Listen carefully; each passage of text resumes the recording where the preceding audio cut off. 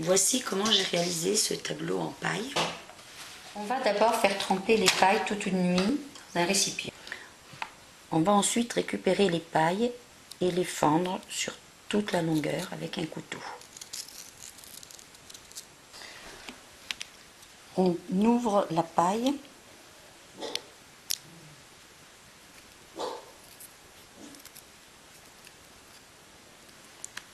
Et on la repasse avec un fer chaud.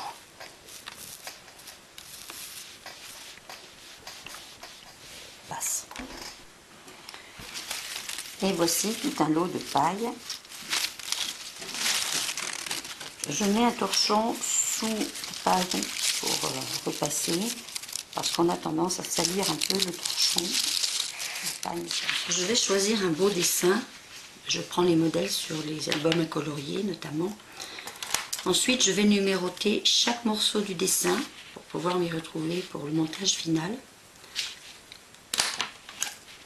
Après, on va découper les morceaux les uns après les autres.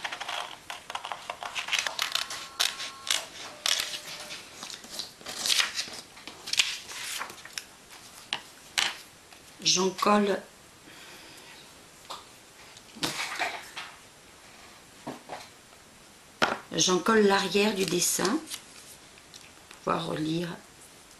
De plus, quand le dessin est imprimé comme ça, il peut apparaître à travers la paille, ce qui ne serait pas très joli. Ensuite, je choisis une belle couleur de paille.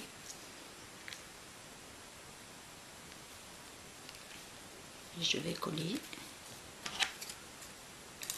Je découpe loin du bord.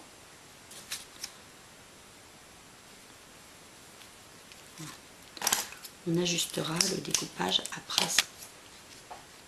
Après, je vais faire sécher mon dessin entre deux feuilles de plastique. Le plastique, c'est pour éviter que ça colle après le papier. Et ensuite, je mets sous presse. Je découpe les différents morceaux. Je fais le même travail sur toutes les parties du dessin. Je fais les morceaux les uns après les autres. Je les découpe au fur et à mesure pour éviter de les perdre. Donc j'en colle.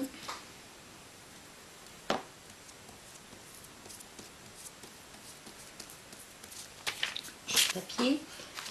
Je vais choisir. Alors il faut prévoir avant de coller suffisamment de paille de la même couleur. Donc je peux mettre les plus jolies sur la partie qui se verra.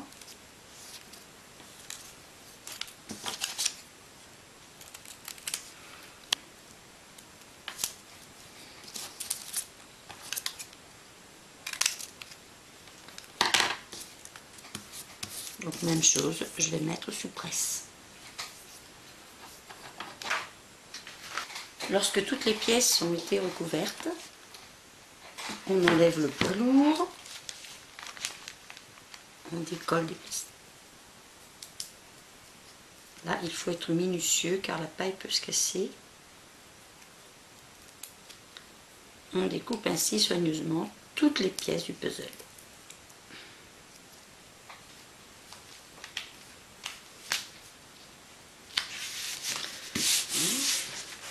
Colle bien sans bulle. Ensuite, on va couper les coins en biseau.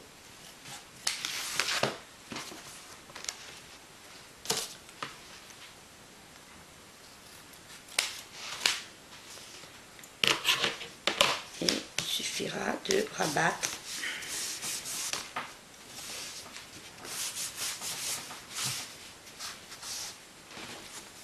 Et voilà. Pour nettoyer la feutrine, on peut passer avec une brosse adhésive.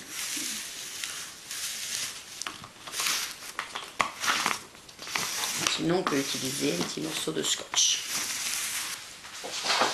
Ensuite, on va reprendre différents morceaux de paille pour les repositionner sur le tableau. On va reprendre le modèle pour s'aider.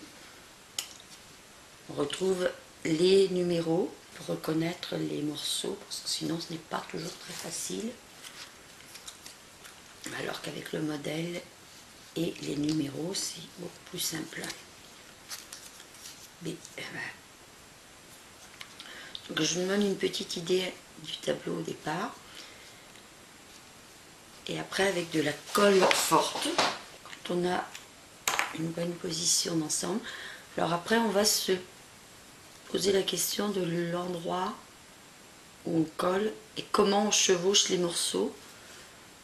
Et ça, c'est un petit peu de là qu'entre le côté artistique.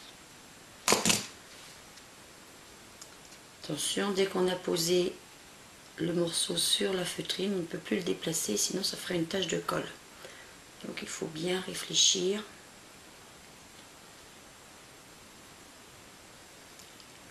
Et bien choisir la pose du premier morceau. Donc là, je vais pouvoir mettre ma tête.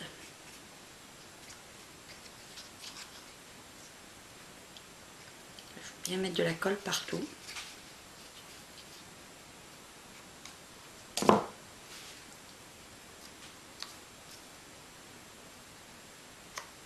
Je fais légèrement chevaucher la tête, ce qui fait qu'on ne verra pas la transition des deux morceaux et ça donnera une impression de volume.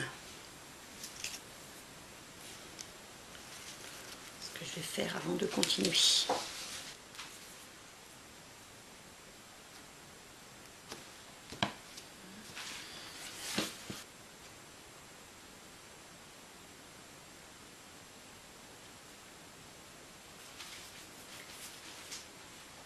Lorsqu'on a bien tout collé, on va remettre une feuille de plastique et remettre sous presse le temps que tout soit bien sec.